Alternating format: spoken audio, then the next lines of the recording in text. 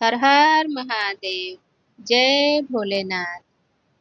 अगर कोई व्यक्ति जाने अनजाने में कोई गलती कर चुका है, कोई पाप कर चुका है, तो शिव महापुराण के अनुसार उसे शिव भक्ति और सच्चे मन से किए गए प्रायश्चित द्वारा उसे अपने पापों से मुक्ति मिल सकती है। धार्मिक ग्रंथों और पुराणों में स्पष्ट रूप से बताया गया है कि अनजाने में किए गए पापों का फल भी भोगना पड़ता है। गरुड़ पुराण में बताया गया है कि कोई भी कर्म व्यर्थ नहीं जाता, चाहे वह जानबूझकर किया गया हो या अनजाने में किया गया हो। मृत्यु के बाद हर व्यक्ति को यमलोक में चित्रगुप्त के द्वारा उसके सभी कार्यों का लेखा जोखा सुनाया जाता है और उसी के अनुसार उसे सजा या पुण्य फल मिलता है। गरुड़ पुराण में बताया गया है कि अनजाने में किए गए पाप का फल व्यक्ति के अगले जन्म में कष्ट के रूप में सामने आता है। यदि कोई व्यक्ति अपनी गलती का प्रायश्चित कर ले और सच्चे मन से महादेव का स्मरण करे, तो वह अपने पापों से मुक्त हो सकता है। शिव महापुराण में कहा गया है कि कर्म का फल मिलता ही है, हर कर्म का फल मिलता ही है, लेकिन भगवान शिव की भक्ति और प्रायश्चित से पाप नष्ट किए जा सकते हैं। यदि किसी ने अनजाने में कोई पाप कर दिया तो भगवान शिव के महामृत्युंजय मंत्र का जाप करना चाहिए। महादेव के शिवलिंग पर रुद्राभिषेक करना चाहिए और गंगा स्नान के द्वारा स्वयं को शुद्ध करना चाहिए। यदि कोई सच्चे मन से खुद को भगवान शिव को समर्पित कर दे, महादेव की शरण ले ले, तब उसके पाप कट जाते हैं, उसके पापों का क्षय संभव है। प्राचीन काल में चित्ररथ नामक एक राजा थे। वो धर्मपरायण और शिव भक्त थे। उन्होंने अपने राज्य में एक सुंदर शिव मंदिर बनवाया और उसमें प्रतिदिन पूजा अर्चना करते थे। वो शिव जी को प्रसन्न करने के लिए उत्सव और यज्ञ भी करते थे। एक बार राजा चित्ररथ ने अपने राज्य में शिव रथ महोत्सव का आयोजन किया, जिसमें पूरे राज्य भर के लोग आए, सम्मिलित हुए। लेकिन उन्होंने एक गलती कर दी। उन्होंने किसी अपंग, अंधे और गरीब व्यक्ति को इस महोत्सव में शामिल नहीं किया।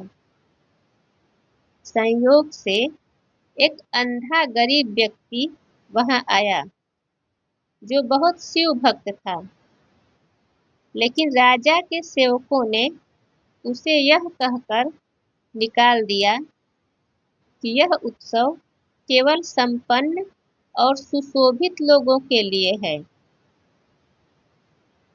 वह अंधा बहुत दुखी हुआ और भगवान शिव के शिवलिंग के सामने जाकर रोने लगा और शिव जी से प्रार्थना करने लगा, हे महादेव, क्या आप भी मुझे इस उत्सव में शामिल नहीं कर सकते? क्या मैं आपके भक्तों में नहीं गिना जाता? भगवान शिव इस घटना से अत्यंत क्रोधित हो गए। वे तुरंत ही प्रकट हुए और राजा चित्ररथ से कहा, हे राजन, तुमने अनजाने में ही सही, लेकिन मेरे प्रिय भक्तों का अपमान किया है। तुमने बाहरी चमक धमक को महत्व दिया है, लेकिन असली भक्ति को अनदेखा कर दिया। इसका दंड तुम्हें अवश्य मिलेगा। शिव जी के क्रोध से राजा चित्ररथ का पूरा राज्य सूखे और अकाल से ग्रस्त हो गया। सभी फसलें नष्ट हो गई। लोग भूख प्यास से त्रस्त हो गए। राजा को अपनी भूल का एहसास हुआ और वो शिव जी की कठोर तपस्या करने लगे। कई वर्षों तक कठिन तपस्या के बाद भगवान शिव प्रसन्न हुए और राजा को क्षमा कर दिया। उन्होंने कहा, हे राजन, अनजाने में किए गए पाप का भी फल भोगना पड़ता है, लेकिन सच्चे मन से पश्चाताप और प्रायश्चित करने से मोक्ष प्राप्त किया जा सकता है। इसके बाद राजा ने गरीब, अपंग और अंधों के लिए विशेष पूजा और उत्सव का आयोजन किया और उनके राज्य में फिर से सुख समृद्धि आ गई। इसलिए अनजाने में भी किसी का अपमान या किसी के साथ अन्याय नहीं करना चाहिए। गरीब, असहाय और अपंग लोगों की सेवा करना सबसे बड़ा धर्म है। शिव महापुराण में बताया गया है कि जो व्यक्ति शिव कथा सुनता है, उसके सभी पाप समाप्त हो जाते हैं। शिव पुराण, श्रीमद् भागवत गीता और रामायण का पाठ करने से मानसिक शुद्धि होती है।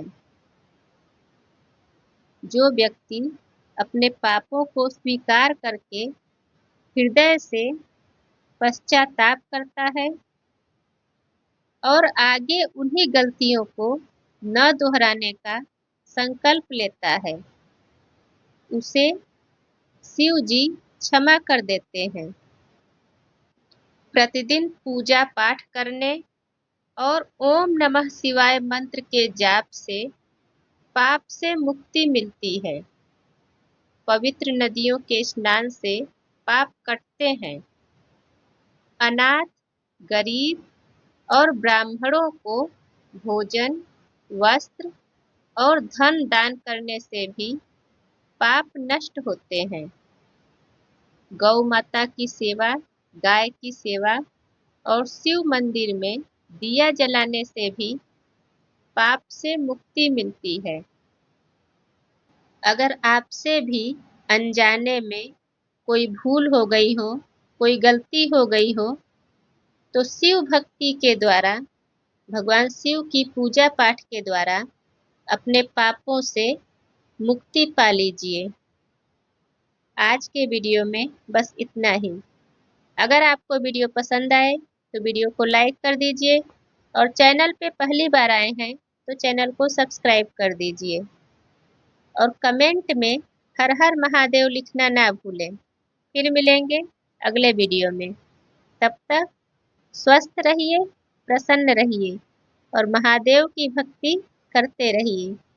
जय भोलेनाथ।